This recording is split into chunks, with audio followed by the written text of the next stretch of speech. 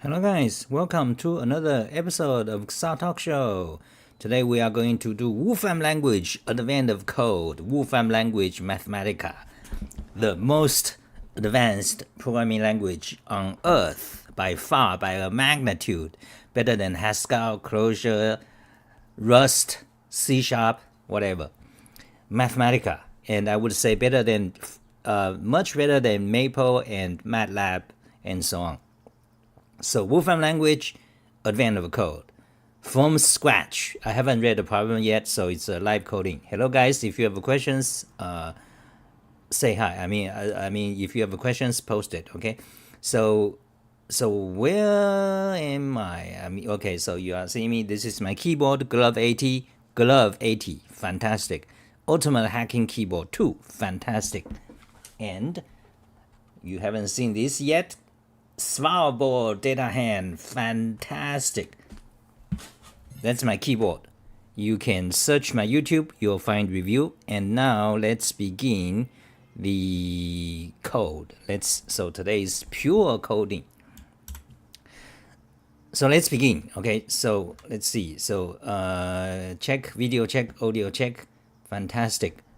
Okay, focused on coding. Okay, if you have coding questions, Wolfram language. So I'm using Emacs Fly keys. On the pink window is all the command calls live in real time, and the keystroke on the left. I'm using Vorak keyboard, and I'm using Fly keys. Fly keys. Okay, so let's begin. So advent code. Let's read the problem. So last time we, advent of code 2023. Last time we did finished day 7. Now let's do day 8 because it's been a while. Some people want to see my coding. Okay. So let's read. Haunted wasteland. Day 8. Haunted wasteland. You are still riding a camel across desert island when you spot a sandstorm quickly approaching. When you turn to warn the elf, she disappears before your eyes. To be fair, she had just finished warning you about ghosts of a few minutes ago. One of the camel's pouches is labeled maps. Sure enough, it's full of documents, your puzzle input, about how to navigate the desert. At least you are pretty sure that's what they are.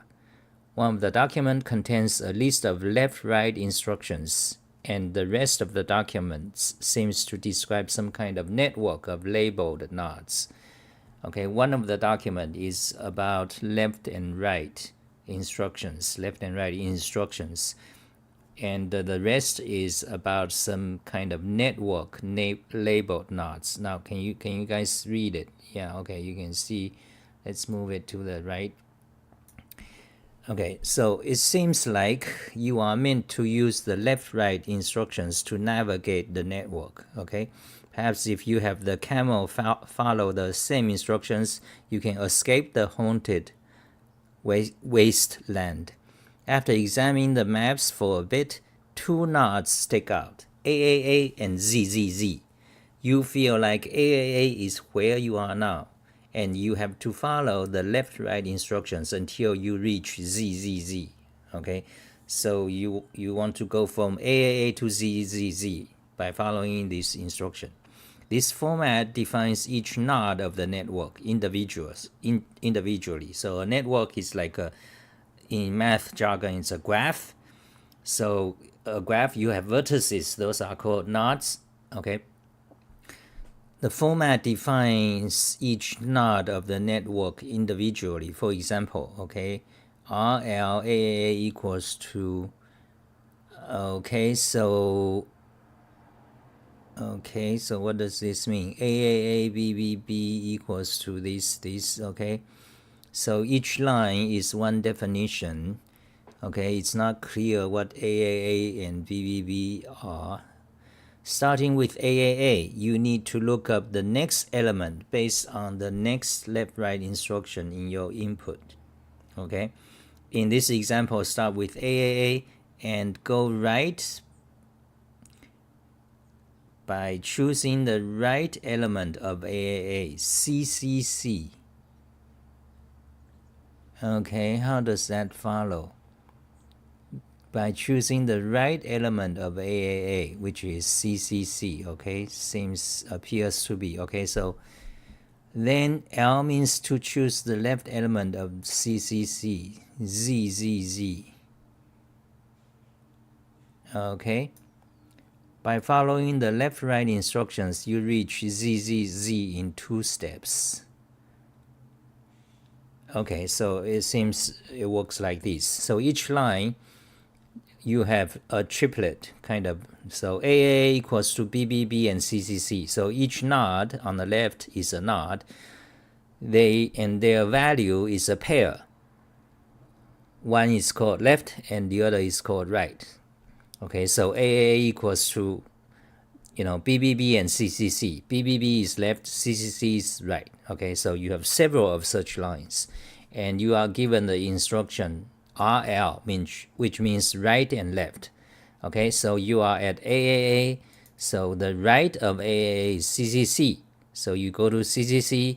Then the next step is left. So the left of CCC is ZZZ. Then that's how you arrive, okay? Which is your destination. Okay, let's think about it. So you are given a left and right, a bunch of sequence of left and right, which means take the first element or take the second element. Okay, then you are given a starting point, I suppose, the first one. So you start there, then follow the instructions. You take one of the element, then you look up where you arrive. Then you take the next instruction, right? And that will give you a node. Then you look up that node. Then you can do the next instruction and so on, okay? So, of course, you might not find ZZ right away. If you run out of left-right instructions, repeat the whole sequence of instructions as necessary, okay? Right L, RL means, so RL really means right, left, and repeat. So, okay, the instruction can repeat. For example, here is a situation that takes 6 steps to reach Z. Okay, so left, right. So A, take the left is BB. Okay, BB, take the left again is AA. So we are back to AA. Now, the next is right, which is BB. So we are arriving at BB again. Then repeat, left, right. So BB left is AAA. Then AA left is BBB. Then BBB right is ZZZ. Okay, so there's a loop. So let's absorb this information. So this instruction you follow, you pick a element and you look up the table again. And if in the end, after you follow the sequence of instructions, if the result is not Z, then you repeat the instruction, okay? So one of the question is, do you stop when you reach Z, even before the instruction finishes? Probably. Okay, yeah. So the question is, starting at AAA, follow the left-right instructions. How many steps are required to reach Z? Okay. So during the instruction, each time you follow the instruction, you have to increment a count. That's what it's asking. How many steps? Okay, to begin, get your puzzle input. So let's get our puzzle input, but first of all, let's get the toy input. So show today's talk show and today's, so we're gonna code Wolfram language. First of all, toy input. Okay, toy input is that, not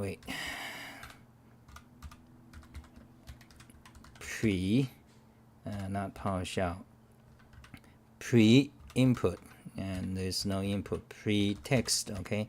So that's your input, and we want to start Wolfram language, okay? Now Wolfram language, okay, hold on a second. Let me go show you. So Wolfram language, I already started. 3 plus 4, you can see. Shift enter to run it. Okay, let's magnify. So there is Wolfram language, the Wolfram language notebook, and I run it in Emacs. So let me show you guys the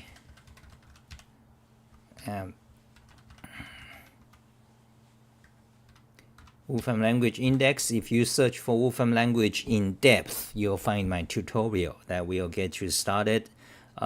Basically a comprehensive tutorial for Wolfram language for programmers, assuming you already know one language, JavaScript, Java, C, C#, or Ruby, or Python, or PHP, or JavaScript. You know, if you know one language, programming language, this is suitable for programmers. Okay, it doesn't teach mathematics, no calculus, no derivatives, no integral.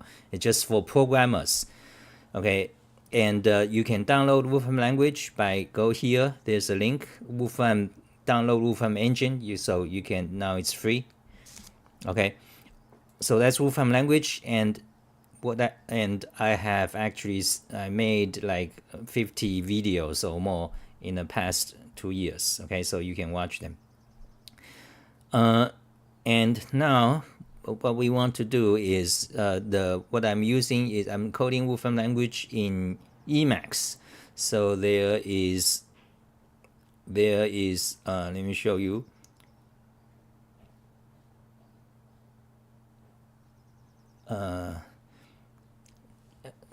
So Emacs, okay, so Wolfram language video tutorial, where do I say Emacs? Search Emacs. Yeah, oh yeah, there it is. See also Wolfram mod. So there is this Emacs package. Close that. Oh yeah, so let me show you, okay. For example, anyway, you go Wolfram mod Emacs, you search it, you'll find it. It's on GitHub, it's free, it's fantastic. It allows you to work Wolfram language in Emacs. For example, let's do table. Okay, table x, let's say x and x plus 1. Okay, run the current line, and you can see there is a result. So running Wolfram language in Emacs. Okay, but now we want to solve this problem. So first of all, let's put the input here. So this is the instruction, how you deal with it. Okay, so you can deal with it in 2 ways. Let's see.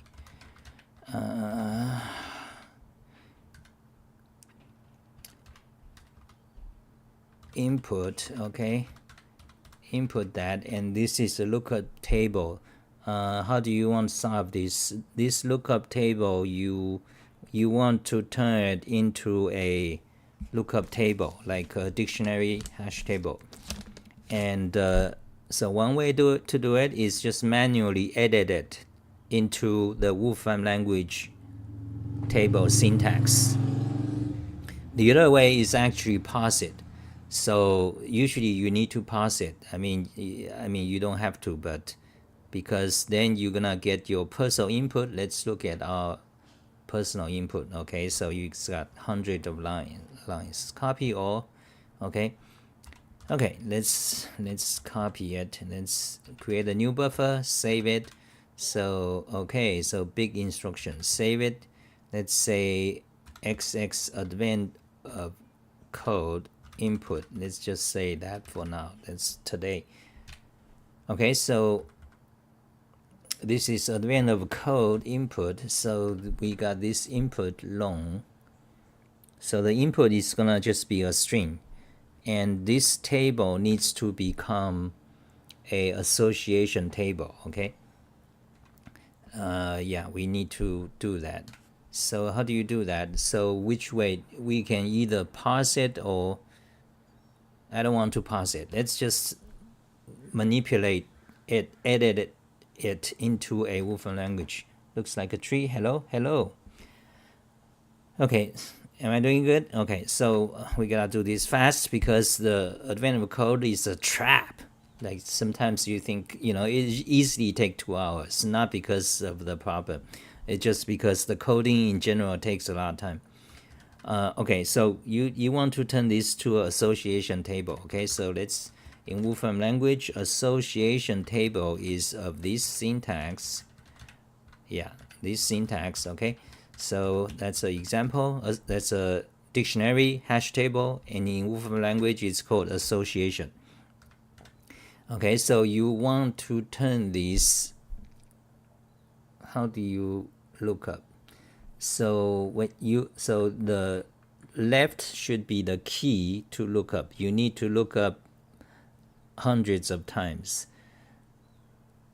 Okay, so basically you need a function like this. Okay, function. Oh my god, I haven't coded Wolfram language. I mean, I haven't coded. Okay. Yeah, so you need to code you need to code the function, and you need to define a function.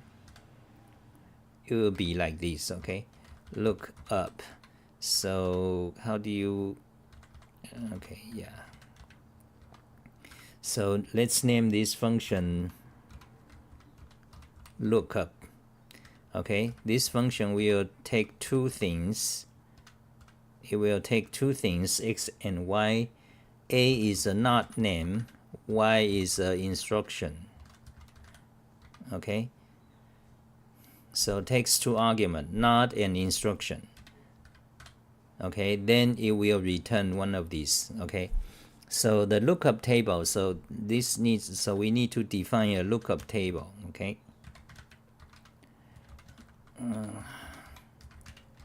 table. Okay, we need to define a table, and okay, so the left is the key, the right is what? Okay, it's just the first element, last element. So the right side, what data structure should it be? It can be just a list, right? Yeah. Okay, so the way you do that would be something like this. Okay, let's do one just for example. And yeah, so that would be the syntax of one item. Okay, easy enough. Let's do it now. Ooh, change that, and we want to change all parentheses to curly braces. Change paren. Now this is the power of Emacs. Change paren. Change bracket pairs. Okay. Change paren from paren to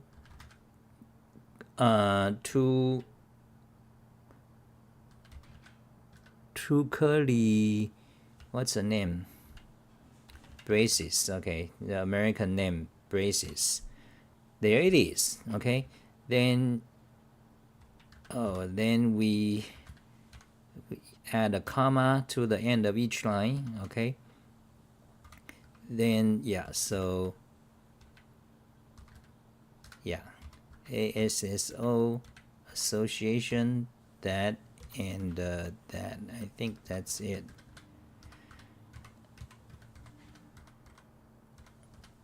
Okay, double check if there's error. So there's no error. So now there's another question, is that so the input needs to be string or symbol. Okay, let the input be a string, because string is a universal format in every language.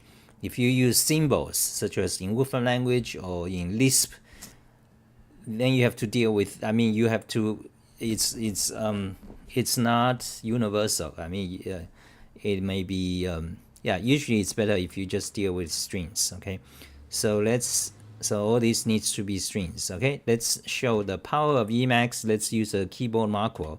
So start recording, move to the right, call a special command, move to the right, move to the left, do it again, right, left, do it again, Stop recording. Now apply the last recording to all these lines. Fantastic. Okay, this is association. Now, this is lookup table, okay? Now, we need to write this function. So now with that, it's very easy. So now the not an instruction. So okay, so we need to look up the association. How do you look up the association? So let's go to Wolfram language tutorial in depth. So there is a data structure section, association list. There it is, the create association, length, and the association get value. So what we can do it that way. Let's do lookup. I prefer functional approach. So you can, so that's the parameters. Okay, lookup association name and key. So association name is table and key is node. Okay, and what does it return? Lookup key value. So if key is missing, it returns that. Is it possible for the key to be missing? Should not. Again, the advent of code never specifies anything clearly, so you don't know. It's a trick. Like when you actually run your input, then there's a key doesn't exist or something. But in this case, it shouldn't be allowed. Yeah, so we assume the key always exists. Right, because so obviously, because you always just you should always, any of these right side values should exist. But again, actually, after all the not names is just A to Z, triple A to triple Z. Okay, so anyway, lookup given a table name and given a key name, then after you get that, then you get a list of pairs like that. Then you need to take left and right. So okay, so if the input is right, that means last. Okay, so how do you do that?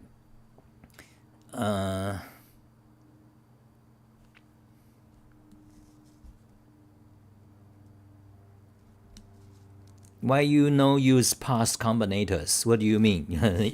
Throwing a big giant jargon, pass combinators. Why you use pass combinators? I heard of them code is mostly passing problem. Pass combinators. What a fancy jargon. You can't even you don't understand what that is, do you? I don't know if you are trolling.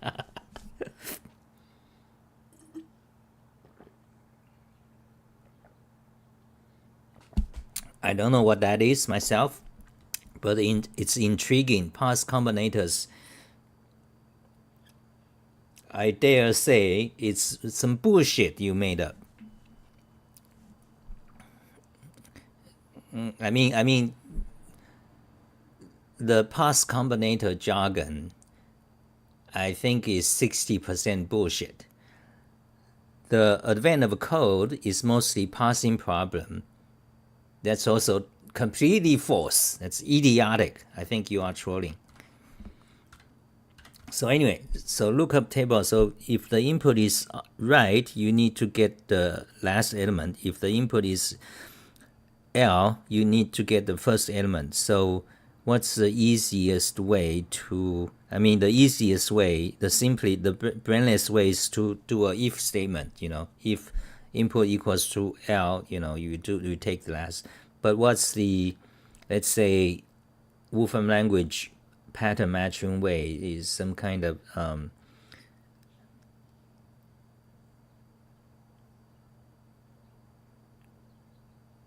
Yeah, I think it's simpler. It's just do if. Let's not get too fancy. Okay, so if, okay, instead of instruction, let's name it step. Okay, so if step equals to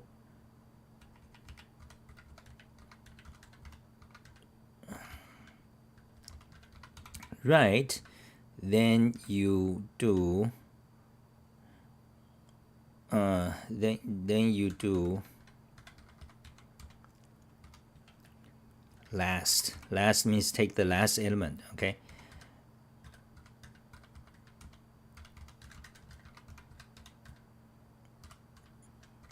something like that. Okay, I think that, let's not worry about too much. Let's not worry about too much anything else for now. Let's just do that. Okay, I think we can run the code. Let's see what happens. So we got the lookup function. I'm pretty sure it's correct. We got the lookup table. We got the input. So let's run it. So how do you run it? You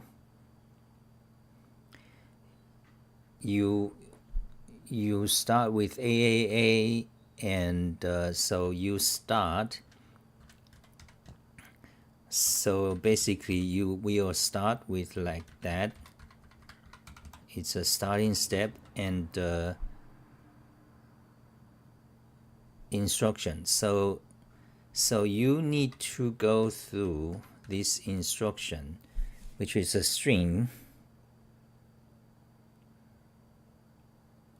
Okay, something like this. Okay.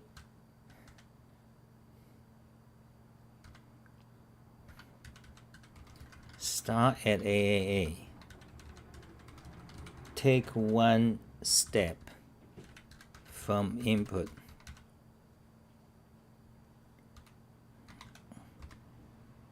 If result, okay, take one step from input, increment counter. Okay, so we need some kind of counter. Okay, this will be a bitch to do if you are going to do functional programming, because if we are going to do functional programming, this counter thing will not be allowed.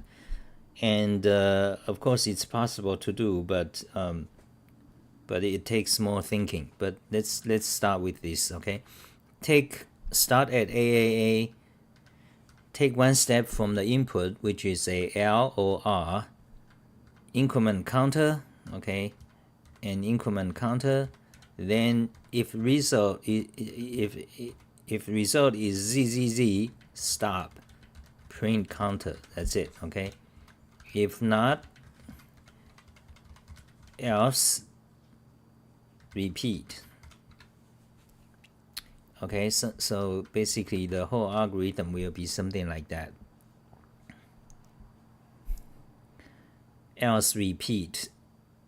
Okay, so we got, this is some kind of loop. Hello, Kusa, those problems are hard to solve. They are my nightmare, but they are a good practice for the brain. Yeah.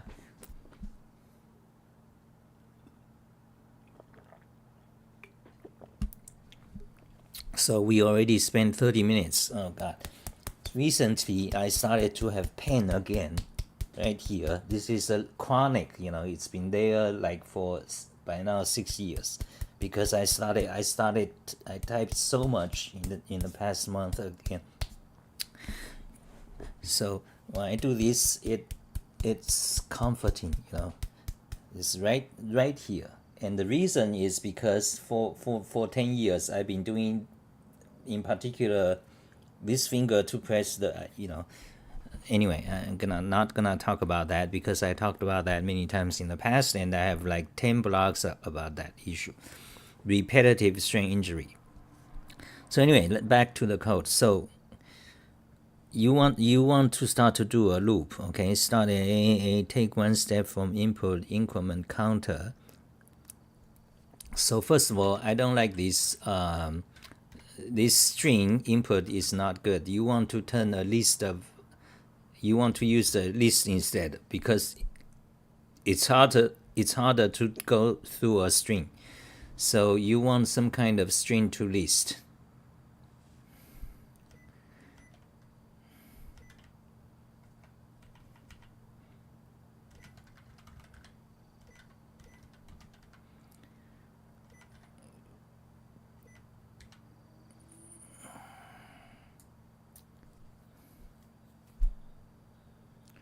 There is a function that turns a string into a list of letters. Okay, I don't remember what is the name. You know, actually, I haven't been coding Wolfram language for 2 weeks. What?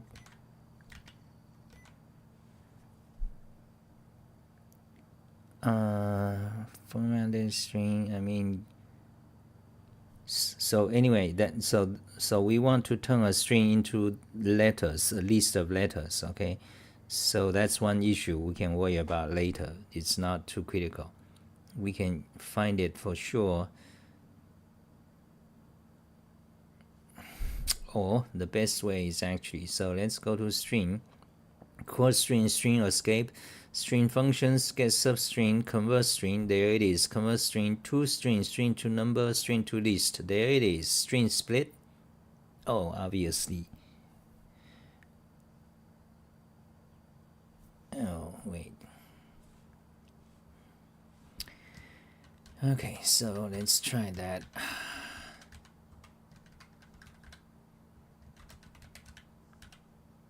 String split by that. Okay, run the current line. Let's see, there it is. Fantastic, that's what we want. So in fact the input can be just so we got the list of things instead. Okay, so now you want a loop. So what is the loop over? I mean, so basically the main thing you are looping over is this input string, the instruction left, right. So you want to loop it, and it can be cycled, you know, it can be right, and then end until you've reached Z. Okay, so what you can do is that so this is some kind of you know, for each step you have to check whether you reached Z or not.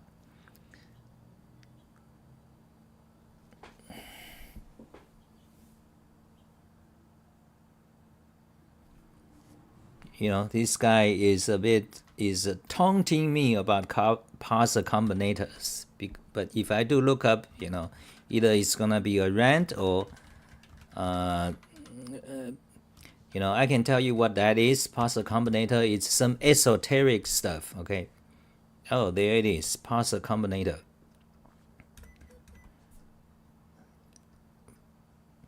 But it's gonna distract our main thing about coding Wolfram language. You know, then it's gonna, you know, talking about that. In computer programming, a parser combinator is a high order function that accepts several parsers as input and return a new parser as its output. Okay, so okay, I can tell you don't know shit about this thing. Okay, you don't know not a shit about this parser combinator. Am I sure? 90% sure. I don't even know who you are, because the people who understand that, they won't be watching my videos. Okay. Okay, let's go back to let's focus on this. Okay, so now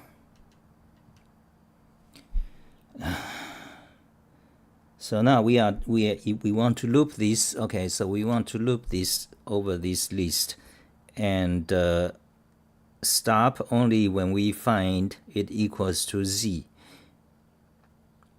Okay, let's think about this, because once we found it, then we can easily code it, and that's it. So this is a critical moment. We don't even have to test run our code.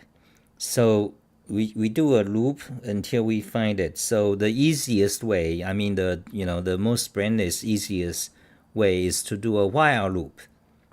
That's imperative programming procedural. You do a while loop. So we can kind of write that and mark up. Okay, while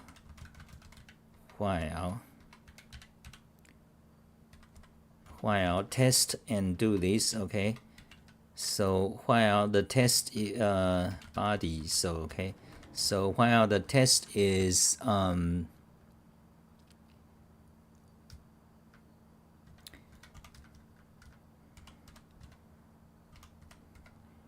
equals to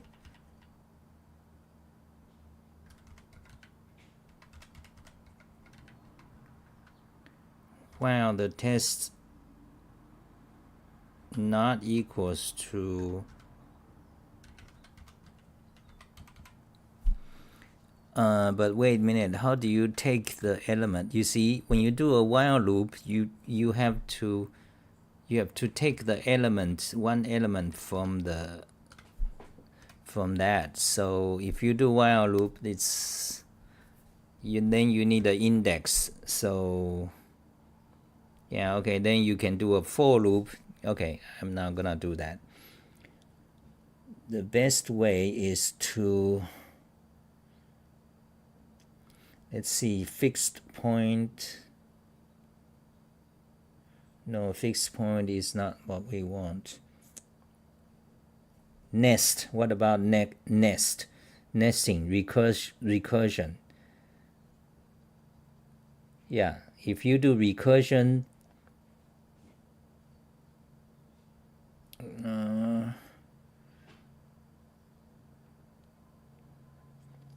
or fold, you can also do fold. So the problem is a bit tricky. If you use fold or reduce, because the thing is that this input is allowed to repeat.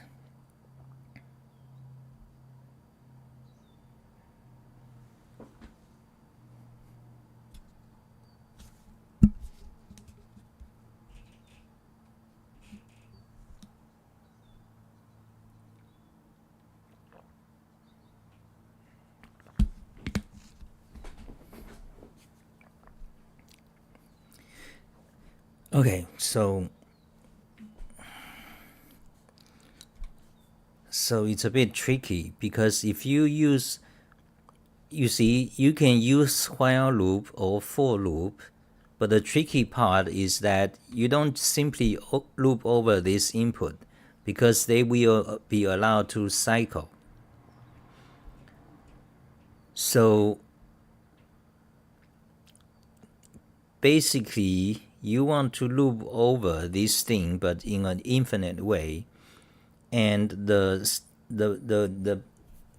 start point is when you reach z. Okay, so the input is potentially is a variable length.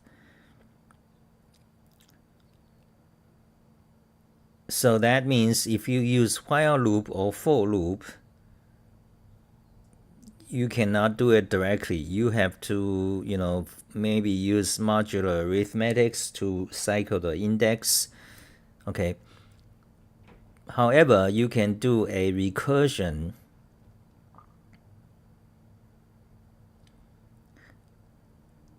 If you do recursion, the input, oh god, this is tricky shit. We kind of like stuck on this point. There's nothing we can do other than just solve this. We have to solve this point, because once you know what you want to do about this, the problem is solved. So the problem is what kind of recursion or loop you want to do. Okay, this is when I need to stop talking and just think about this problem. Okay, so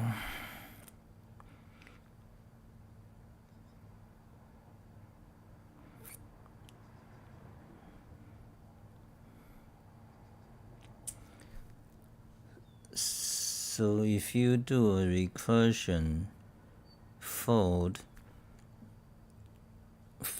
is problematic. Fold and reduce is problematic because you don't have a fixed input. Is that right? That's right. Otherwise, you can use reduce or fold. But however, the issue is that you don't have the fixed input.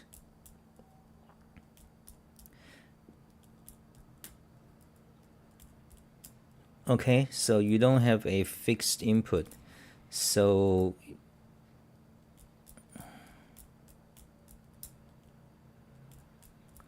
you don't have a fixed input. So that means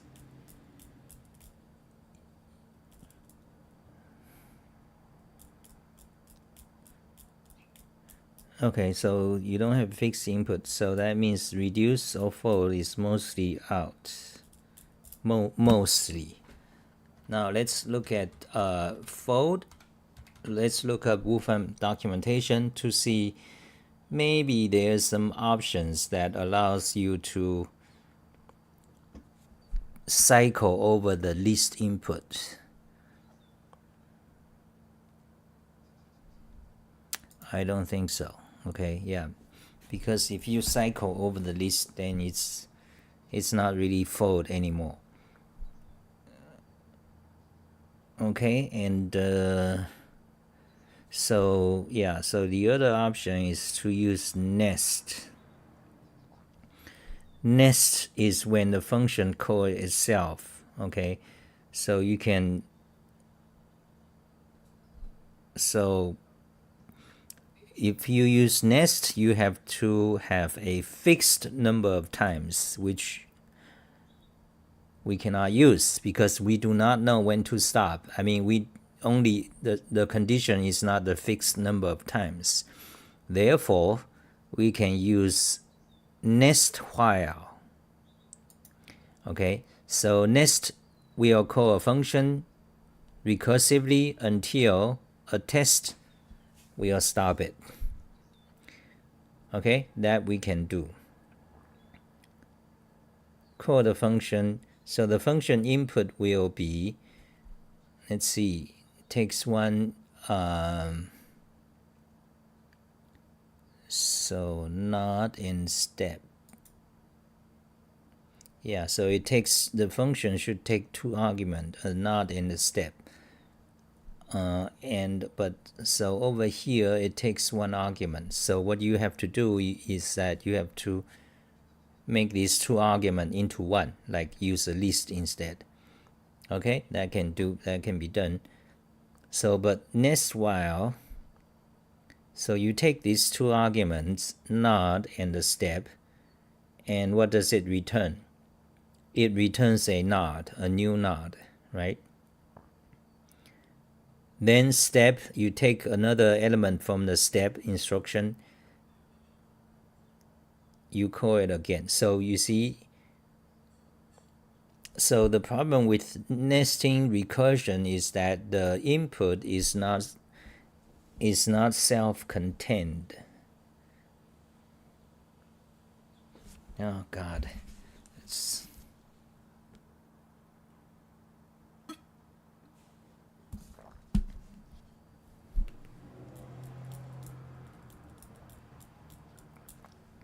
we got kind of, some hot shot here. Okay.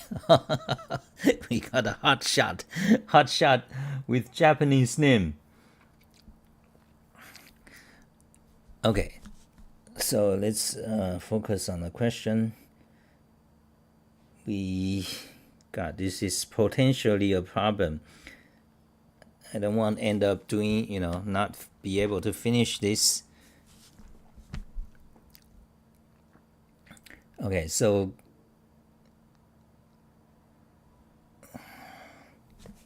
yeah, okay, I want to finish this. So this recurs.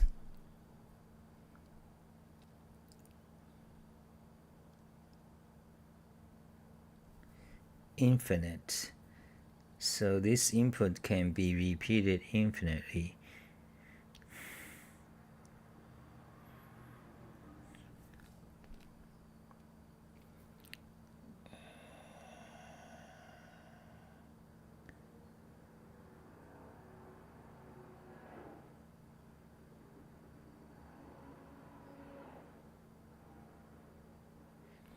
And the problem is asking how many steps.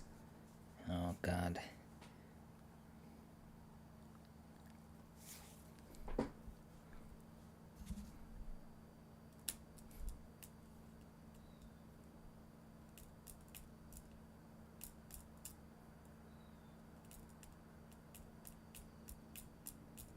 So what you can do is that you make this function. So the function takes a node and step. So instead of taking a node and one step, it should take a node, which is AAA to begin with, and instead of one step, it just take the whole.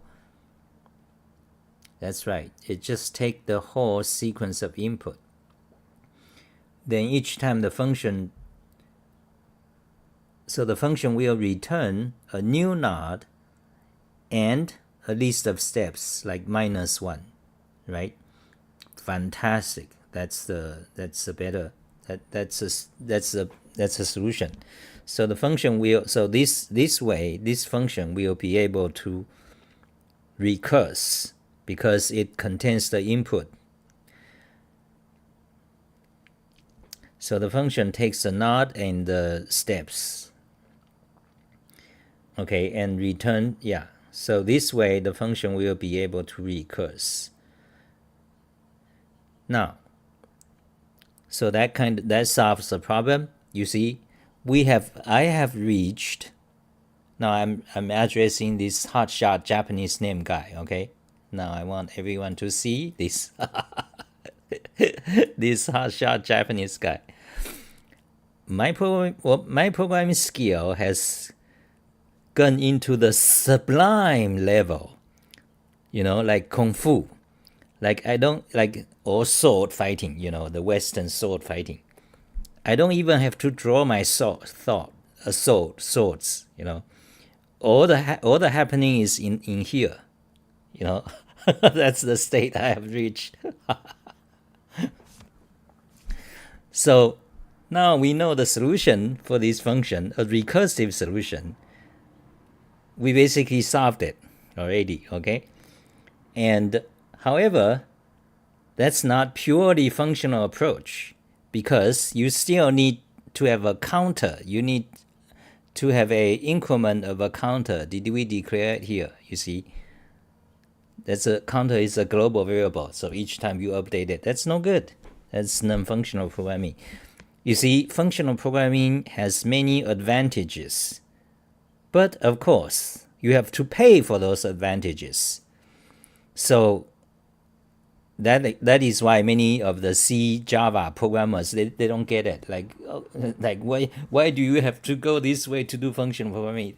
They don't get it because it's like there's an extra step you have to pay. So for example, in this example, by now, if you are the Java, C# or Rust coder, maybe you already solved it with a counter, global variable, but we don't want that, okay? So the global variable counter can be embedded into this recursive function. That's right. So the recursive function takes three arguments, okay? The node, the input node, the sequence of steps instruction, and the current counter. Okay, then it returns kind of the same thing, 3 values. Okay, that's right. That's right. That's how we. Okay, let's code it. So the function will just take one argument input. Okay, Now we become so advanced now. So here's a new lookup function. Let's document. The function takes one arg of the form. It's document so people who watch my video can see what I'm doing. Not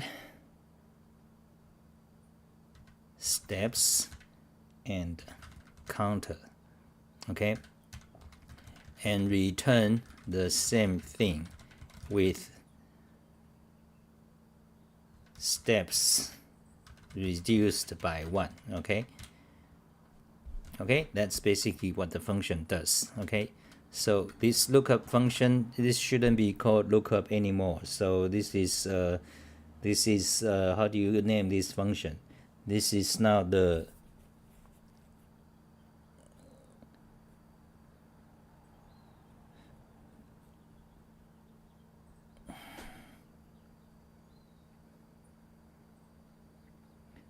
navigate function.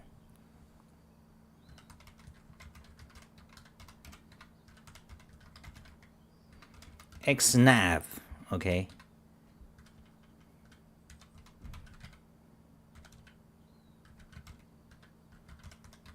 Navigate means a navigator.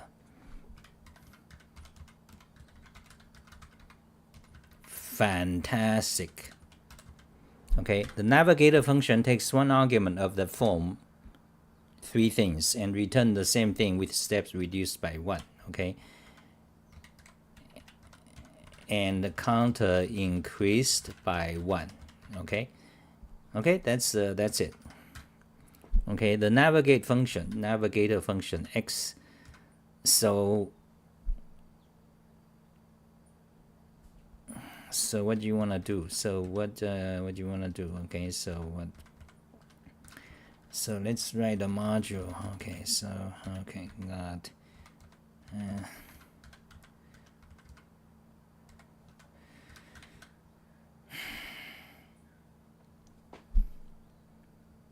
so what is not steps counter, not steps counter, not steps counter. Okay. And let's just do it in the most brainless way, because now I want to focus on finish the problem instead of talking too much. So not is that, and steps equals to yeah, that 2, okay. And the last thing is counter equals to -1 or just 3, okay. So that gets the elements. So that's a local variable.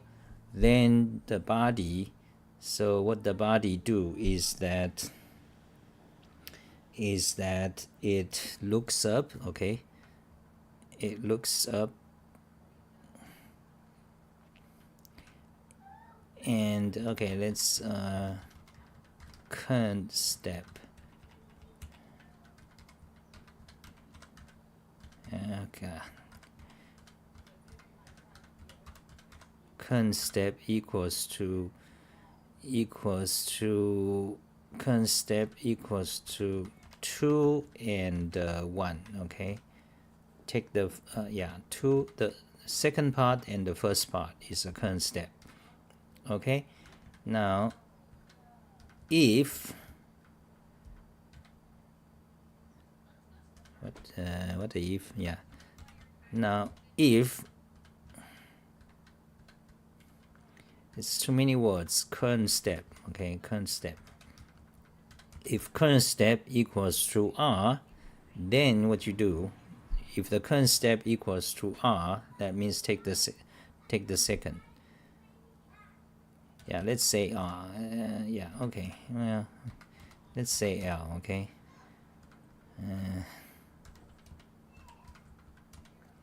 So if the current step equals to L, you take the first element from the table And yeah, the node, yeah, the lookup table, that's right, the node. Let's double check. 1 2 3 current step node. If x table, take the node. If otherwise, take the last. Okay. Okay, let's do it this way. So clean up the code. Clean up the code. Are we done? Yeah, basically. So this we don't need anymore. This counter we don't need anymore. Remove the imperative shit. Okay, so basically that is a function. Now can we try to run this function? Yes, let's try it. Okay, let's just test run one time. Okay, let's remove that fold. Lookup table. Okay, this is input string lookup table. Oh wait, we got a problem. Shit.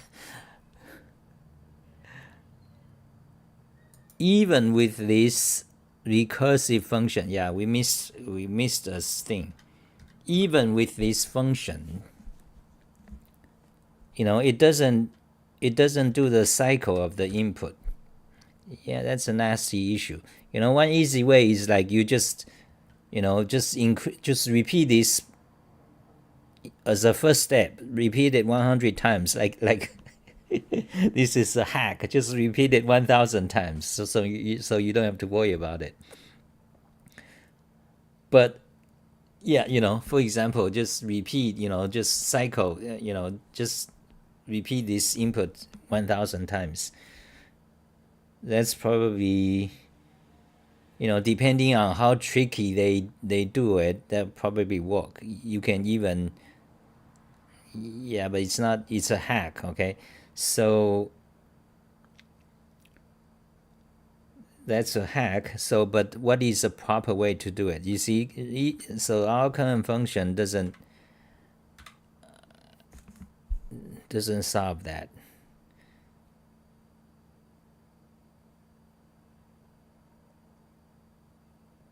Yeah, our current function doesn't solve that problem.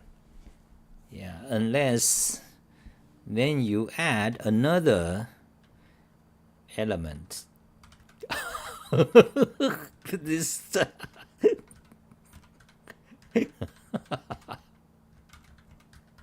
original steps. So you keep the fourth argument, that is the original steps, so that when your steps becomes empty, then you just start over, taking from the original steps, right? I think that can work. Okay, let me read the comments. I understand. 感谢您的指导. Okay, he's a Chinese guy. Hello, 你好.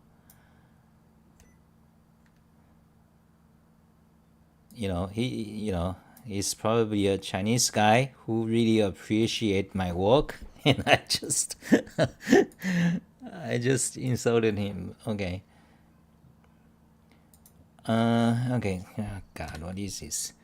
So which one is better, RSI, aggravative or advantage? Well, today I'm gonna focus on this, on the Wolfram language coding. Okay, so I'm not gonna answer keyword questions. What do you think about Visual Studio Code? Stallman was right. That's right. Stallman was right. How much does it cost? Can you use switches with a low force? Okay, I paid 500, tax included. I used the. Okay, lots of keyboard talk. European company.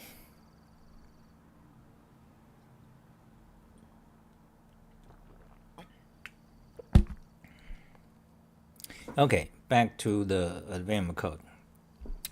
Yeah, let's do it this way. From my experience, you look at the advanced code, all of them are ugly. They are ugly shit. So this way, I'm doing pure functional programming. Okay, let's just do it. Okay, so counter.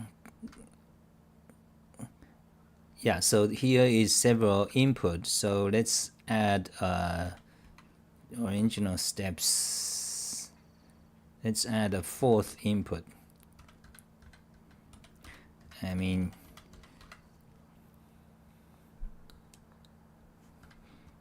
okay, kind of like that.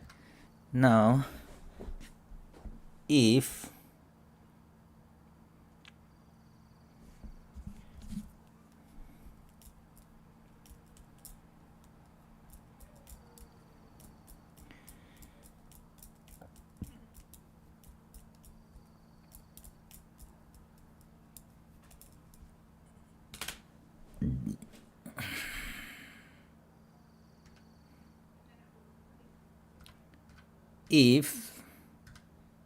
yeah, okay, so actually, so the function needs to return kind of four things, okay? So the function needs to return, that's the first thing it returns. The second thing is steps, so the steps is gonna be, yeah, we are coding extremely inefficient here.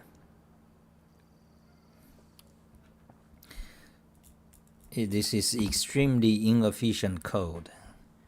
So steps you need to drop one. So can you be sure there is a element for you to take even? Actually, you cannot be sure.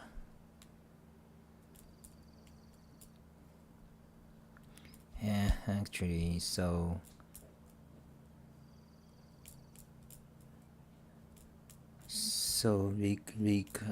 recurse.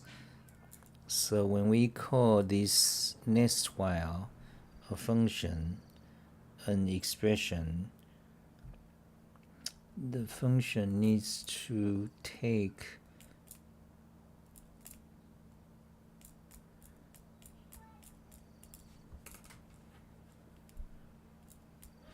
okay, the function is better written in a different way, in a pattern matching way, not in this lambda way. Yeah, it's much better if I, yeah, it's, shall we? Yeah, we should. Yeah, okay, let's do it. So let's rewrite this function. Now let's rewrite it in a pattern matching way, okay? So, because that's just much better. So navigator, so okay, so I'm sorry, I haven't run any code. This is all just working because I'm familiar with the language, so I don't need to run, test like trial and error. That's the worst shit in programming, is trial and error thing. Like that's when you don't know what's going on, you trial and error. So for me, I don't need to do that. So we have knots, we have steps this way. So this is a pattern. This means a pattern of anything, and we give it a name, knot, okay? Knot steps, and then we have counter, and we have original steps, kind of, yeah, and we have, that's it. So this function takes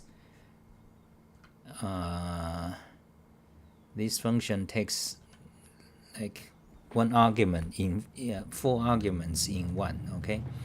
Then give that, then okay, then we don't need all this module thing, the current step thing we need. Okay, so we kind of need a module, the current step equals to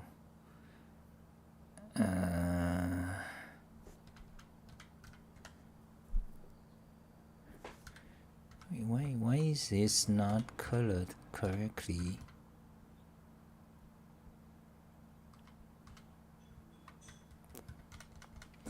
Oh my god, coding is like taking a long time. It's already 1 hour. Shit.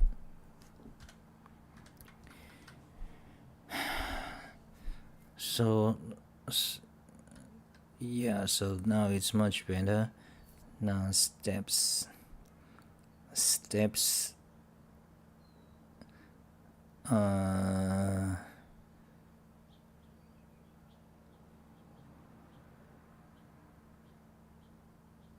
Yeah, so now we are using pattern matching. So it will return. It will return also basically the 4 things like that.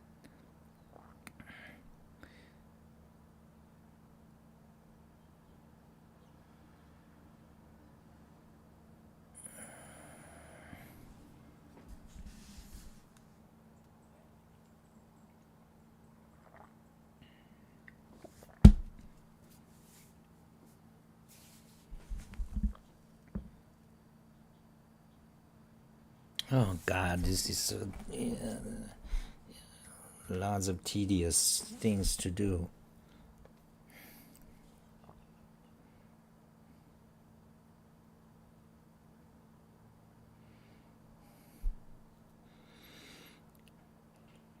Okay, I need to finish this.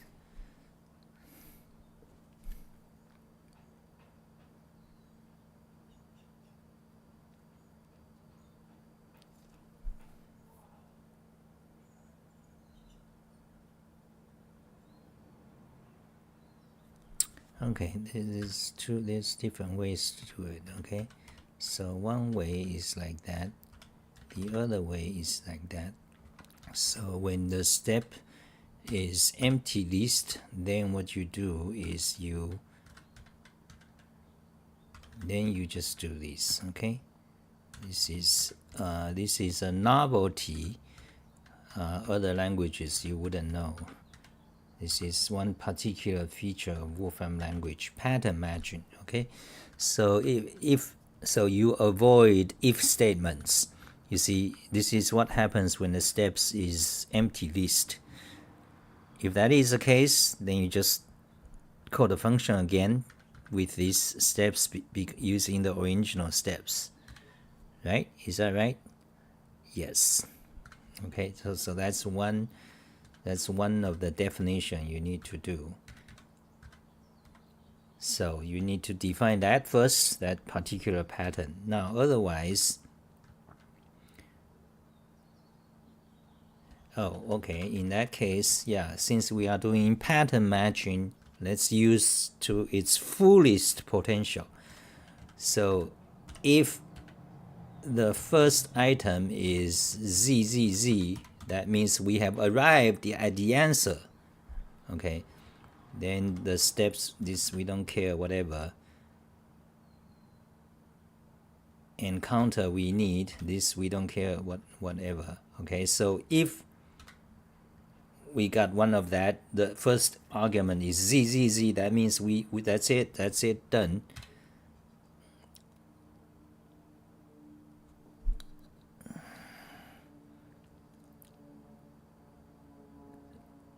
But what do you want to do?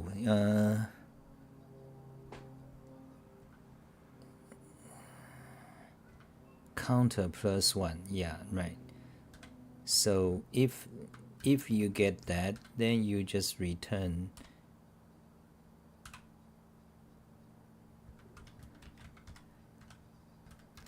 okay.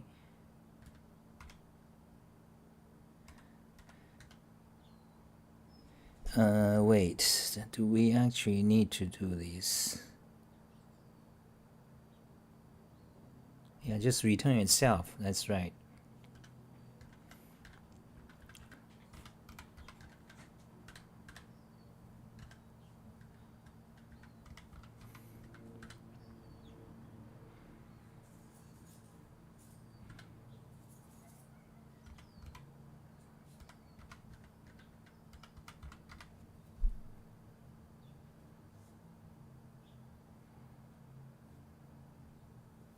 Right, if you get that, then you just return itself.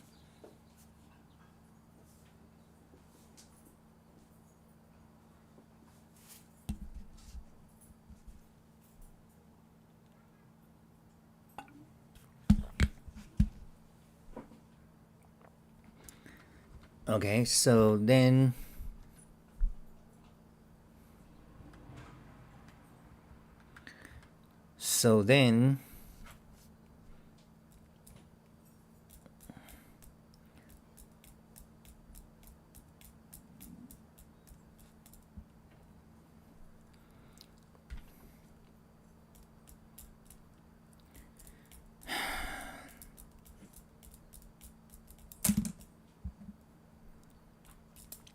yeah, okay, so let's use the full power of pattern matching. Okay, so now if that is that, now if this x is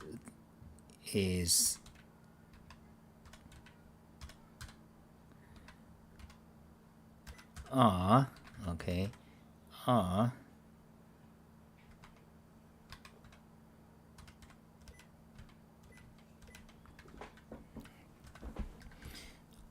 zero or more stuff, then what we do is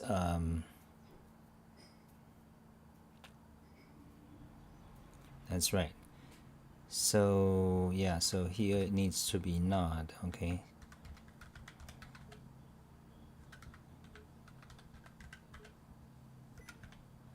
so not, let's try L first. Okay, not L counter Y. If it's that, then we return, that's right, we need to return this if lookup table. Okay, lookup table not first, then rest,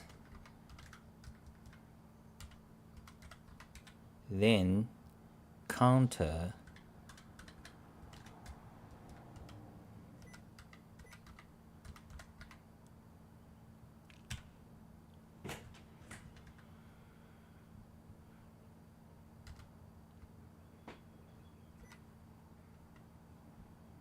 counter plus 1.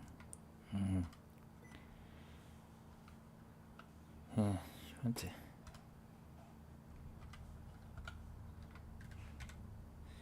Then the y is remain the same. Okay, very simple. That's right. So navigator not, if it's L, then lookup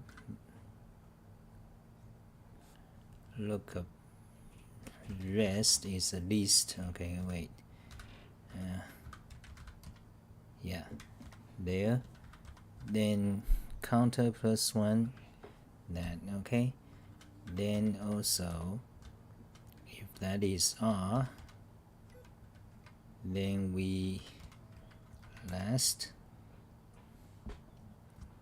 Okay, I think that's it.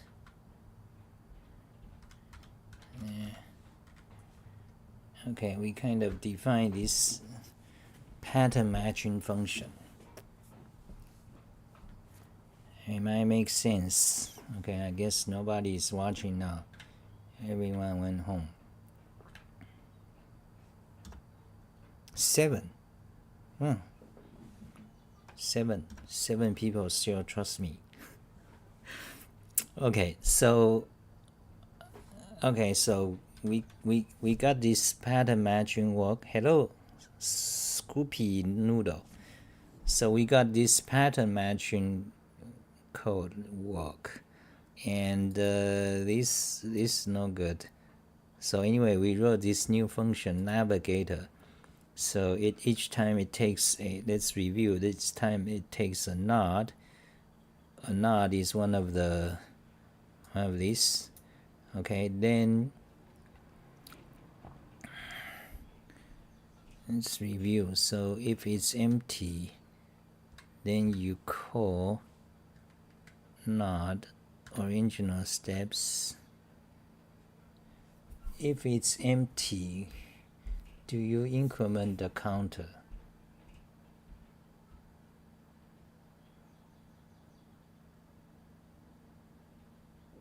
No, right? So if, yeah, you increment a counter only when you actually take one of the input. So that's right. So you do that.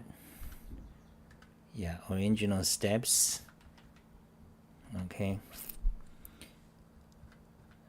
And then if it's Z, you need to stop basically.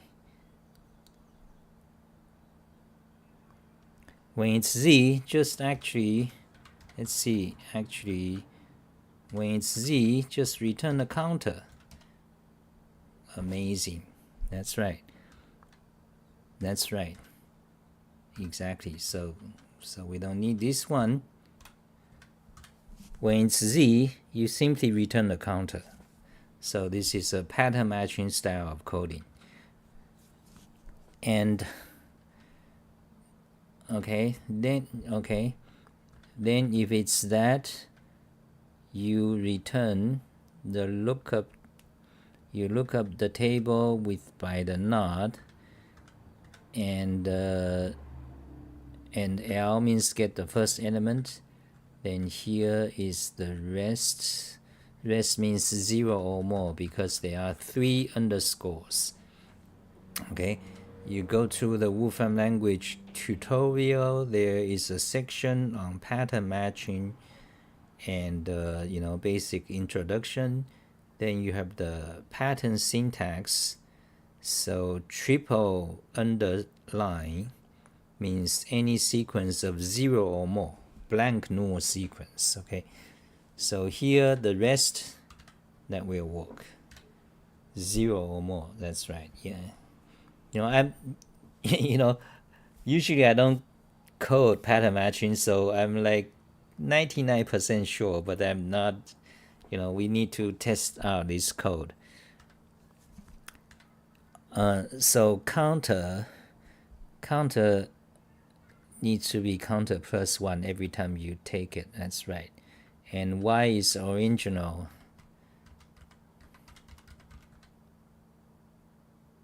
Original steps. Okay, let's keep using the name. Okay, just so that. Okay. Okay. Then here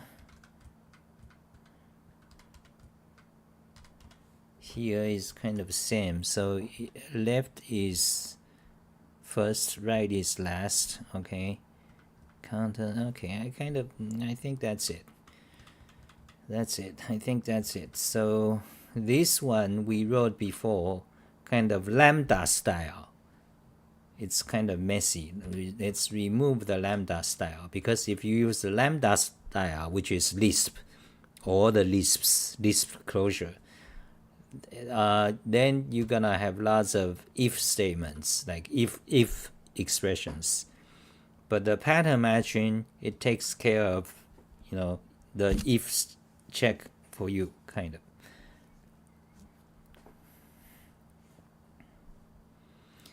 Okay, so we define that function, this navigator. We can try to run it one time.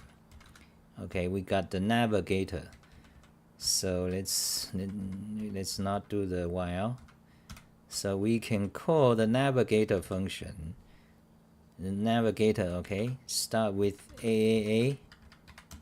Okay, then the first step, let's say left, just for example. Okay, the third argument counter 0. Okay, the fourth argument is original steps. Okay, let's say that. Okay, if we run this, it should give us the answer. That's right. It should just return a number. Okay, it should just return a number. That's assuming we didn't make any error, but that's not likely. So shall we try it? Yeah, actually run it. Okay, now what might happen is infinite recursion. Then I have to quit Emacs. Okay, so just in case, let's start escape, control shift escape. Let's start the task manager. Okay, run it. Okay, look up inverse something, the argument association that null is not valid. Okay, we got a syntax error. Extra comma. Wolfram language doesn't allow that. Okay, run it again.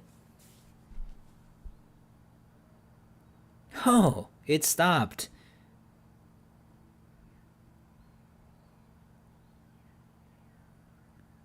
Okay. One step. Wait, what? It should just return.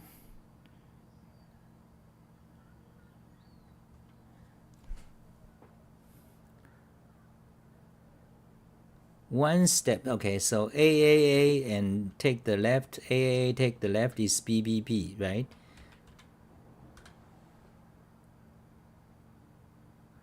That's right. We only run it once. That's right. Perfect. Now let's try it with L, with the R. Okay. Run it.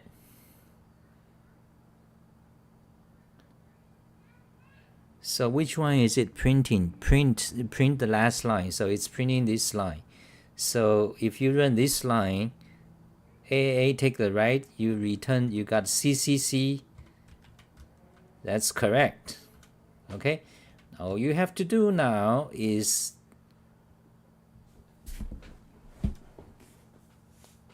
what your nest.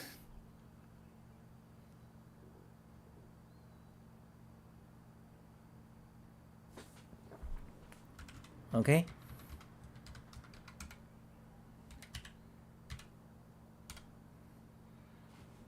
Nest this function. Or fixed point. This is even more fancy. Fixed point will nest a function until the return value is always the same. Okay. So actually we can try that. Okay, we don't even need these two. We don't need anymore. We can just try this. Save it. Run it. Okay, fixed point call with one argument, 2 or more expected. Yes, of course, we forgot to give the argument. So the argument will be,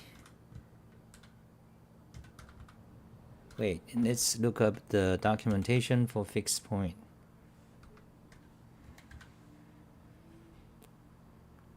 Function expression, okay. Start with the expression, then applies f repeatedly until the result no longer changes. Okay, so yeah, so the argument will be there, and actually this part will be that, like that. Okay, and max number, let's say 10,000. So in case we got into infinite recursion. Minute. Okay, lucky we actually put the check, otherwise this is gonna be infinite recursion, you see? Okay. Why is that? Okay, you see it stopped there. So okay, we need to fix. Okay, I know what to do. So instead of returning one single number, now if you're gonna do this, if you want to use fixed point as a loop mechanism, then your function needs to always return the same structure. So in this line, you cannot have it just return a number. You need to return the same structure, such as like that. Okay, so if that yeah, so that, so you know, just return the same thing, right, and you'll stop. Okay, so this remove. Okay, and in fact this one move to the top because this is the most specific situation. Okay, yeah, okay, so I'm very glad I tried this purely functional approach. Not just that, but also pattern matching. So because this way it showcases how Wolfram language is very different from all the Haskell, ocaml. By the way, ocaml and Haskell, fsharp, their pattern matching is very much inferior than Wolfram language, because Wolfram language pattern matching is symbolic. Okay, in ocaml, in Haskell, they are matching types, so that's kind of significantly different, because when you have symbolic pattern matching, that essentially means you are just it's a term rewriting system. You know, basically you just have a sequence of alphabets. You define rules how they change, then you keep changing them. You know, it's like purely syntactical manipulation. Meanwhile, in Haskell, in ocaml, in fsharp, their pattern matching is kind of inferior because, first of all, they don't have this nested, you know, deeply nested, you know, like almost like regular expression. You know, they don't. This is more powerful than regular expression because you can map, you know, nesting structures. But I'm 99% sure in Haskell or ocaml they don't have that. Then the other thing is that they are matching data, you know, they are matching types. They are not matching just, you know, syntax. Okay. So anyway, well, first, well, we gotta make sure our code works correctly first. Okay. Then I think that's okay. Let's run it. Let's run it. Okay, it worked. 2 steps for the toy input. Is that right? Check. Hey, wait, 6. What?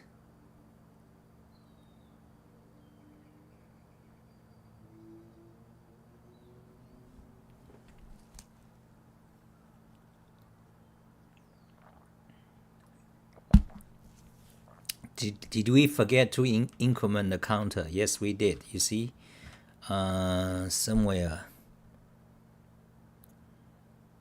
What?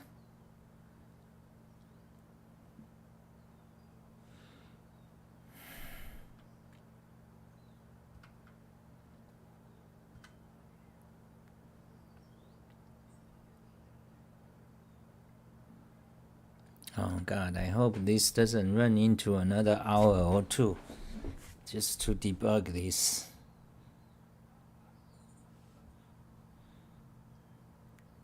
Okay. Creating Emacs is highly dishonorable. Okay.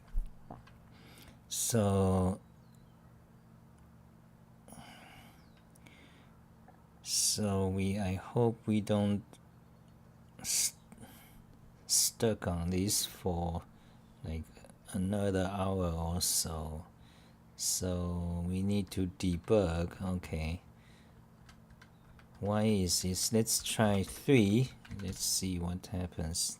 The result should be 4. Okay, something is wrong. Why is this no?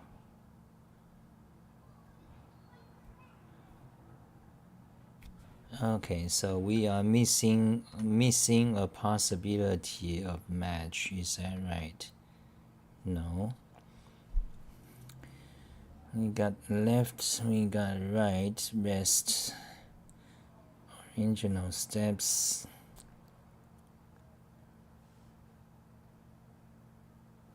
Oh, okay, maybe I was right. Okay, 2 steps. Now, of course, you might not find ZZ right away. If you run out the left, right, repeat the whole. For example, here's a situation. Oh, okay.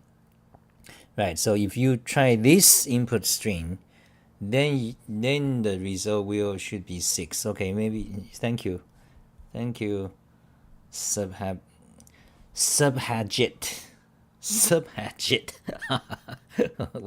interesting name. Okay, so we got that. So but for this input, why does it return null? For example, if we run this input, right? So if we run this input, okay, we might be confused with something. So if we run that input, okay, yeah. Then what happens is that, so this does not match, okay, and this does not match, okay, and this matches, right? This line match. But why is the return result null? Let's see. Because this sometimes you need to print. Oh, indeed, yeah, because we forgot to, yeah, we didn't print because of the comment and stuff. Okay, so this is actually expected result. That's right. Returns 4 and become BB. That's right. So now, if we, that's right. So that, what about, let's try R. Run it. Okay, it returns CC. That's correct. 4. That's correct. Okay, that's correct. Now we comment this out, and now we run this fixed point. It returns 2. That's correct. But now if we change the input to be this new thing, you know, he says, you know, it says we got this new input.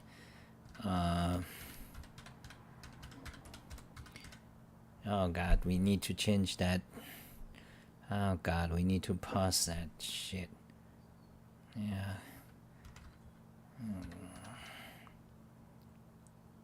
Yeah, okay, we can do it. Okay, let's do it then. So what is,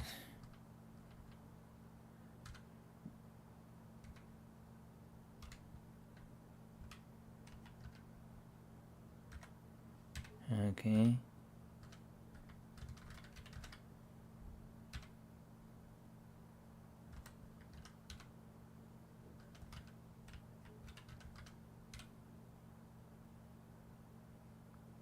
oh God.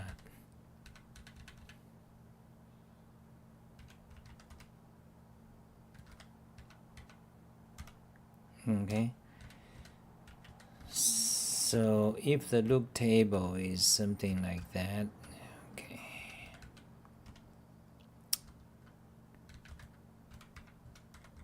okay, this is too tedious. We need to write a function that passes this input. But let's just try this. Okay, so if the input is LLR and the table is that, then the result is 6. We almost done. Let's pray to God. 6.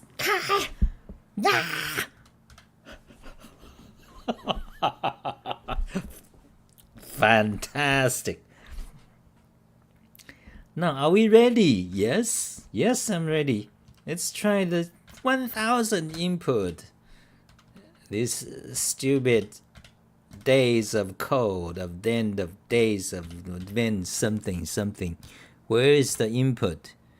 That 1000 lines of values. Where is the we saved it somewhere. Advanced code. Oh yeah, what is this? Okay, this is a list of advanced code we done before. Close it. This is Xar Talk Show today. Close it. Xar Talk Show index, and this is today's Xar Talk Show. Okay, it's not here. Where is our input? We saved it.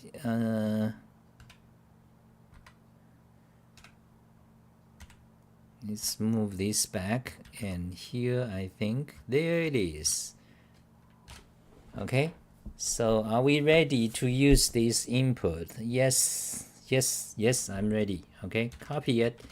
Let's do some surgery on this input to make it into a Wolfram research syntax. Okay, do that, and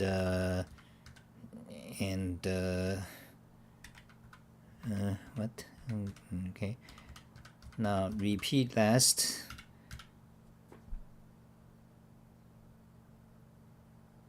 Okay, do that, and repeat last complex command. Change bracket pairs. Fantastic. And select that, and boom, boom, boom. Fantastic. You see, that's fantastic. And all you have to do is put a square bracket in there, remove the last comma. That's the argument to association. Okay, now cut, close this, close this, close this, pop this out. Then all we have to do is, okay, let's first of all put it here. Okay, all we have to do is this input. Let's add another new input. Input equals to these long lines. Fantastic. And now the lookup tables, ladies and gentlemen, this association lookup table, okay, it's gonna be this thing. Undo, put here, go here, paste, go here, that's it. Okay, that's a long input, and here is your lookup table. How many lines? 700. Okay, now run it, shall we? Yes. Fantastic. How many? Oh, it says 1000, but it didn't. You see, 1000 is our limit, so this is incorrect. So let's give it, let's say 3000 limit. Okay, let's run it.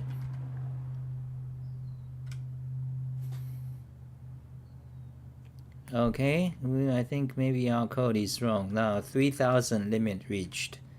Let's say 5000. Now 5000 limit reached. I think our code is incorrect.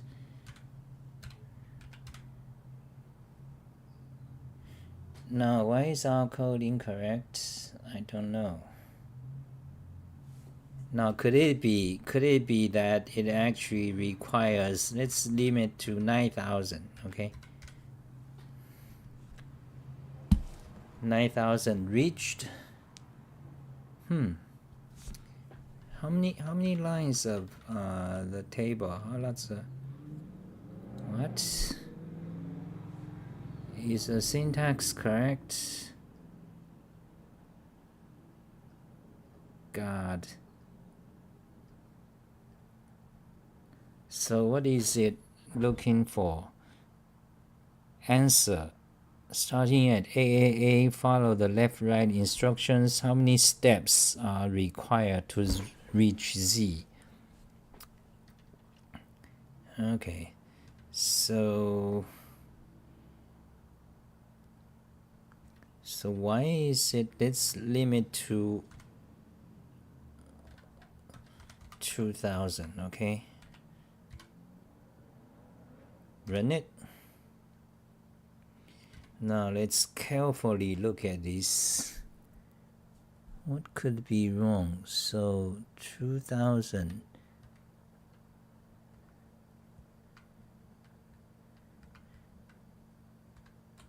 This means it ran for 2000 times, and we are at KTK. Okay, KTK is a current node. Search for KTK.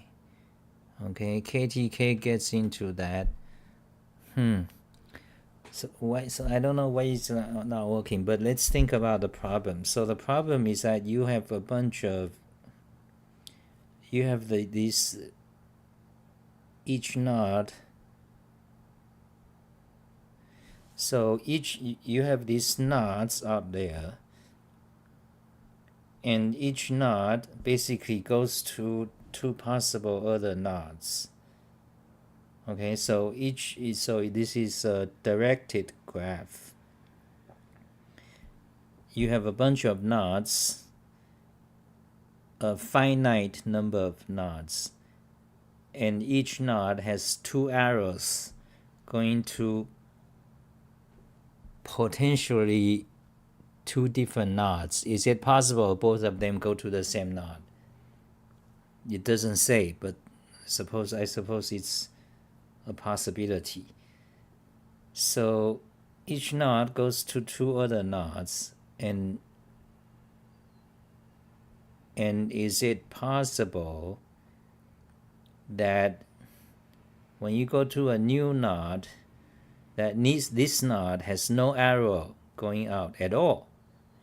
That's also possible, because this data, you don't know. It's possible there's one of these things on the right side, for example, DKQ. Does it ever exist on the left? Yes. But it's possible it doesn't.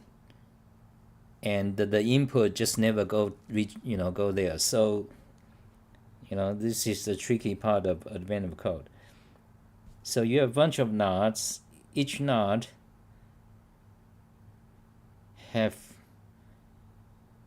two arrows going to two different nodes or the same node, but some node may not have outgoing arrows at all.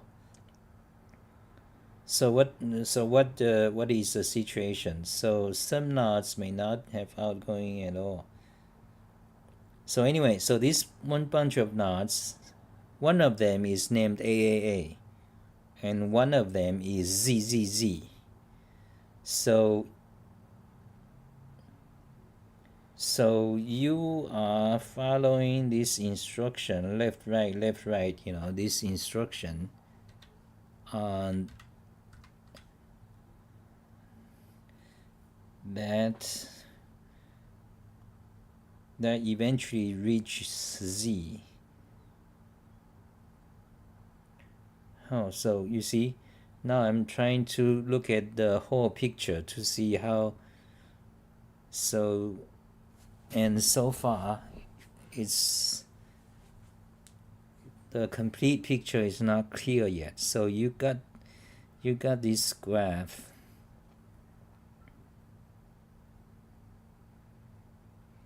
This is a directed graph for sure. Now, is it possible there's a node, there's no arrow goes into it? No. Because the input, every arrow on the left, you have an outgoing arrow, and by definition, every nodes on the right hand side always have some node going into it. So in this graph, directed graph, it's not possible to have a node that is not connected to anything. Okay. But it is possible to have a node that doesn't go anywhere. It doesn't go out at all. But so the instruction is you start from AAA, and each time AAA will, you follow this instruction, choose a path So this is actually easier if you kind of start to draw diagrams. Can I do that? Now this video is now 2 hours and we are kind of like now digressing on this thing. But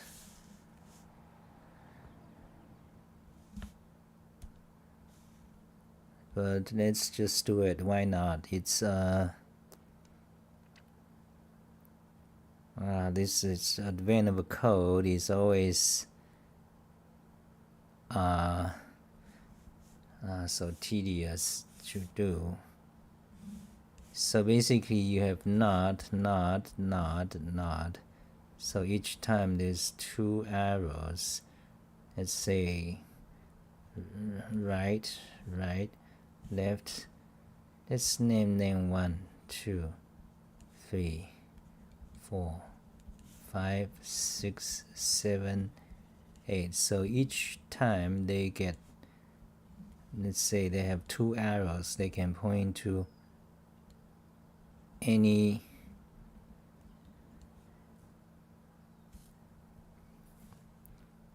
something like that. This is 3, okay? And this is 1, okay? 1, 2, 3, 4, 5, 6, 7, 8, okay? 7, let's say go here. Let's say, is it possible it goes to itself? Yes, it's very possible. It's very possible it goes to itself. Okay, so this also needs to go to 1 and 2. And this needs to, let's say, both goes to 5. And let's say, let's say that. Okay. Okay, what about 2? 2 goes to 1, let's say, and let's say go to 5, okay? So we are trying to see overall what's going on. So you just travel, you pick a path until you reach ZZZ. So one of them is named ZZZ. Let's say this is AAA. Right?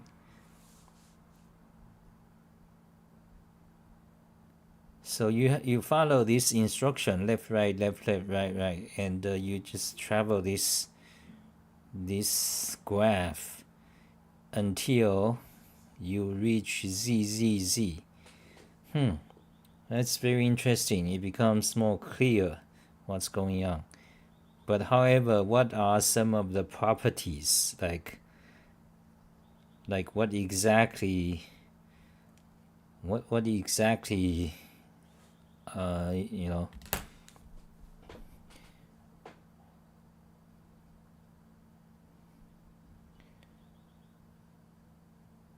So if you given this instruction, you can in fact start with any node.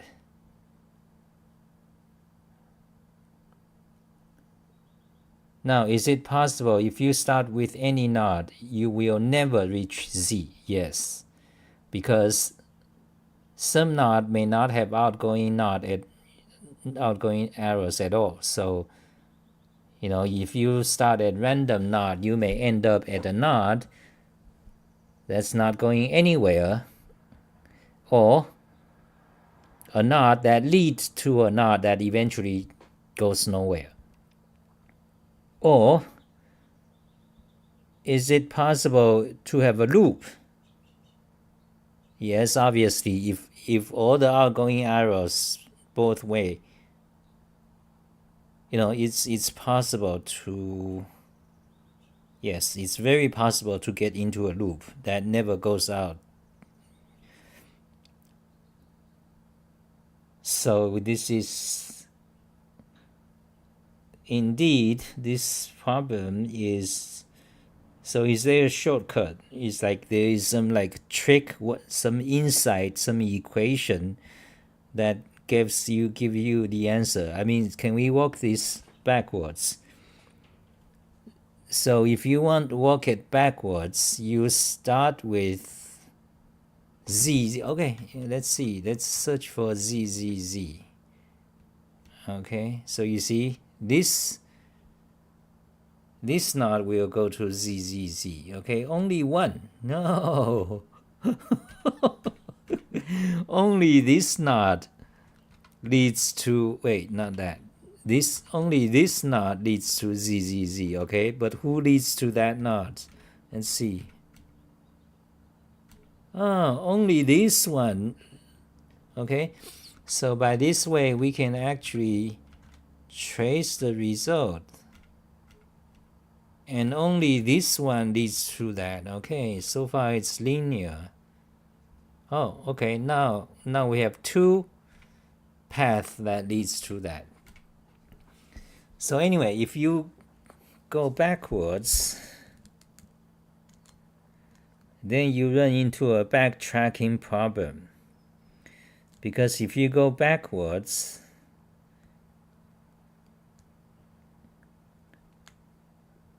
then essentially you want to find a knot that's A.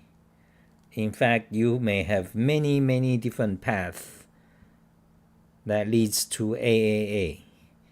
So many. So suppose you found one of them that may not be, that may not be the, it doesn't relate to this particular instruction.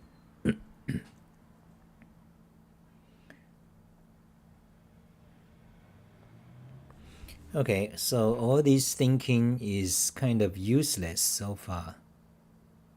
Isn't it 2 steps? Look at the previous paragraph. Oh yeah, that's, so who else is watching? I think nobody now. 5.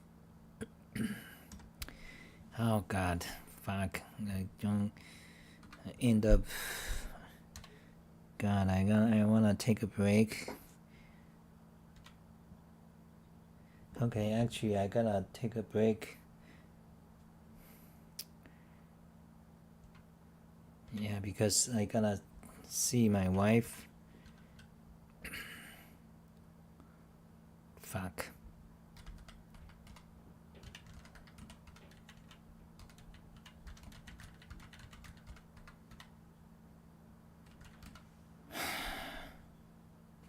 Okay, I take a break.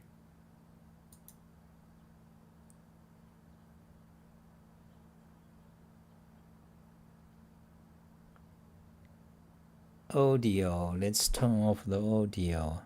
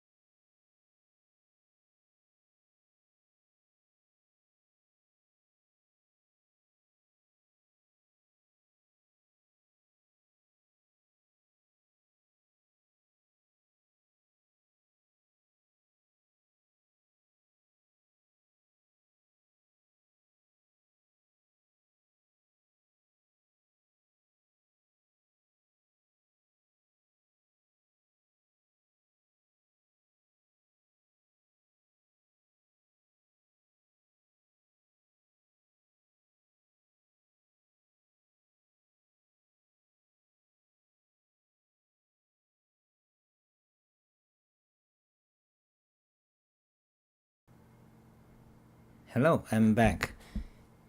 Okay, we got stuck on here. Very annoying. 3 hours so far. What? 4, 5, 6, 2 hours so far.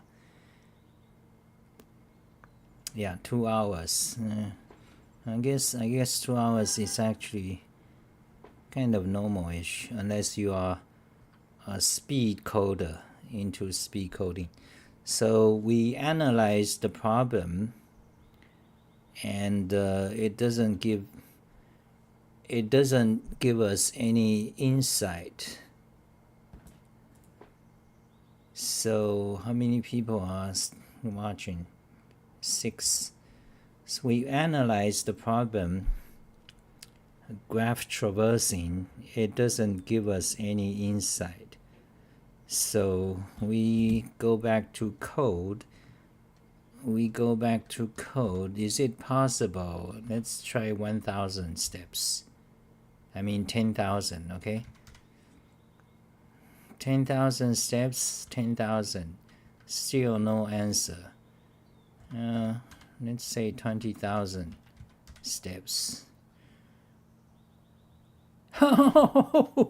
There is the answer. We just didn't run enough steps. What the fuck? Wasted 40 minutes. Oh god. Okay, we got the answer. Yeah. Let's go to advanced of code. We got an answer. Are you sure? Yes, I'm sure. 11567. Submit. That's the right answer. Perfect. We got code, one shot, no trial and error, and worked, and pure functional programming. Okay, let me do a summarization. So the problem is given a list of string as input, which consists of right, left, right, left, a sequence of instruction, ROL. Okay, then you are given this table. The table is a dictionary, and the key is AA, BB, CC, DD, and so on. Okay, so if you are starting at BBB, and you have, each node you have two choices, right or left. So if you are at BBB, and if your current step is right, you take the right side. Otherwise, you take the left side. Okay, so you repeat following each time you take one string from the right-left sequence until you reached Z. Then the problem asks you how many steps it took. That is the problem description. So input, there are two inputs. One is a sequence of steps, and the other is the lookup table. Okay, so we are given as our personal input. Each person got a different input. So the personal input is this long string. How many steps? Let's count.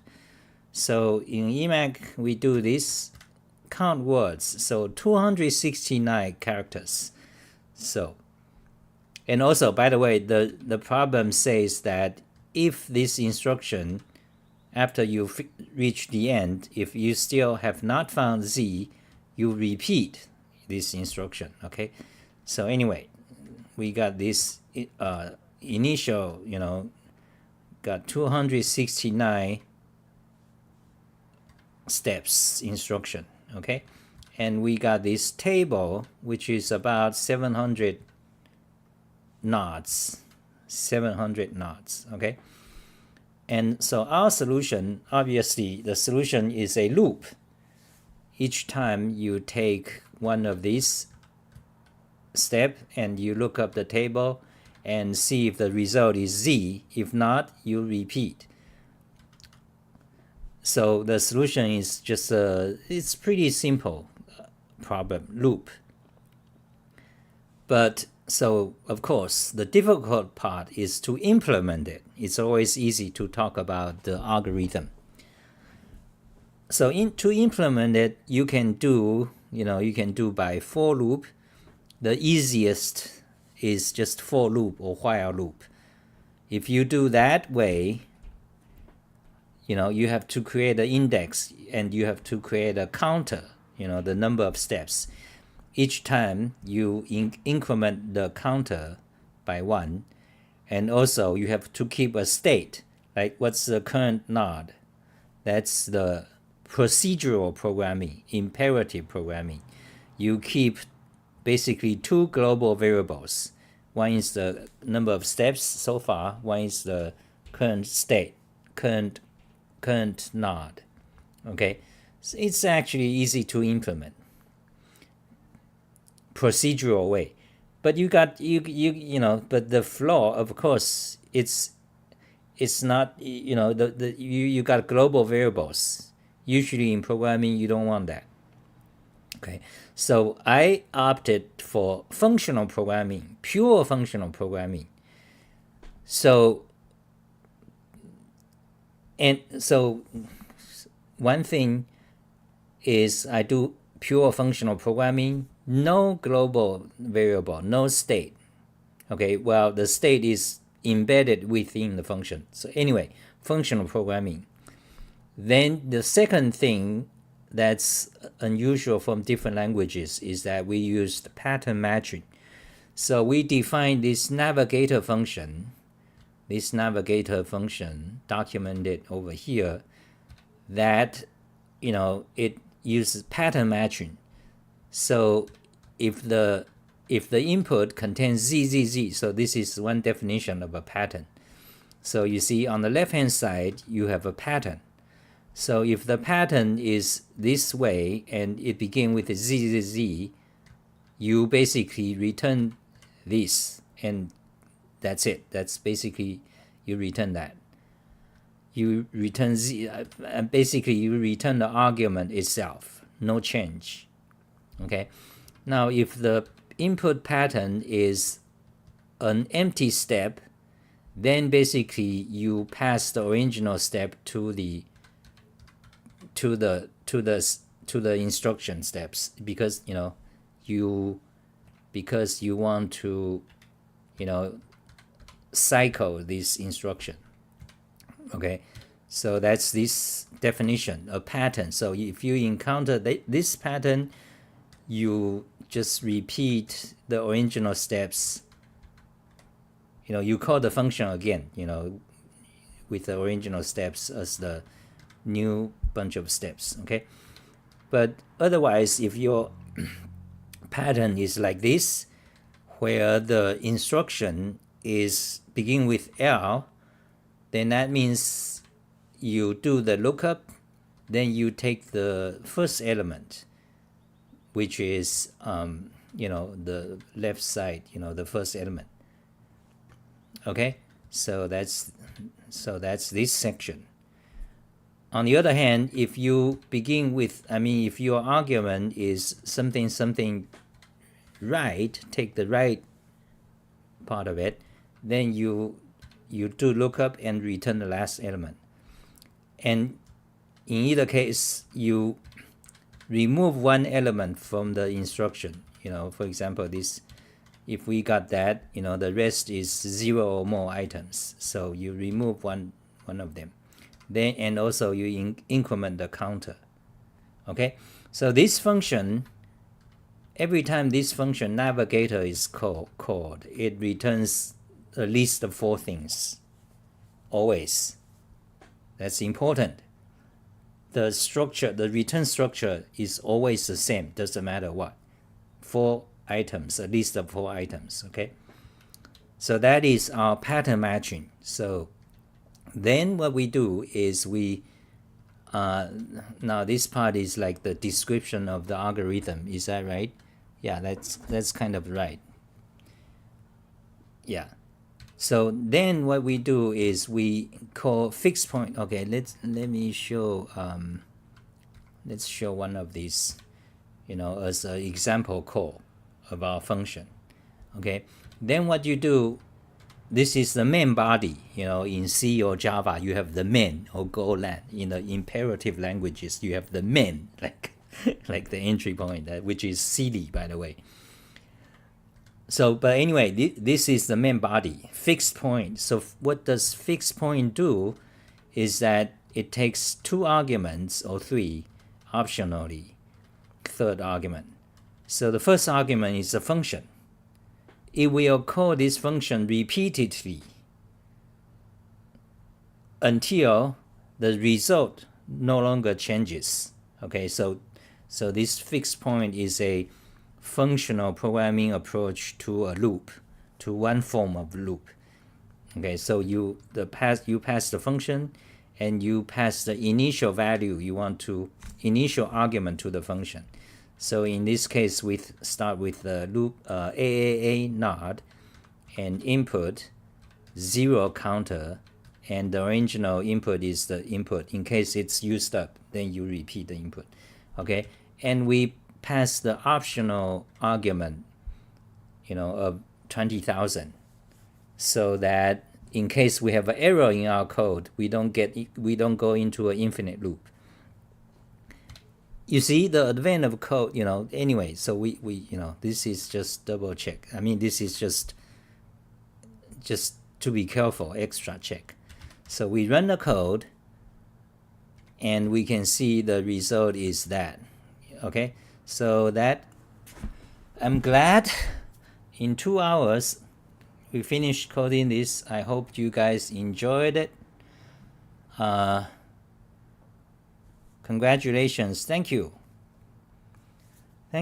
And okay, that's it for today. Thank you, guys. Of course, if you like my stuff, consider PayPal me. You go to xali.info, and you go all the way down, Amazon gift card, Patreon me, or PayPal me. Thank you, guys. Thank you. Bye. Fantastic.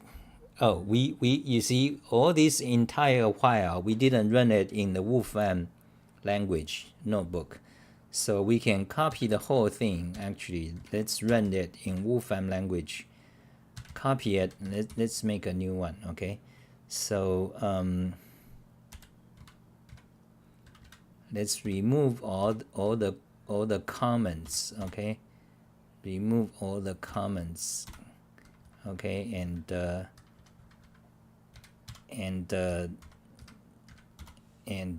so remove the comments so it's all clear.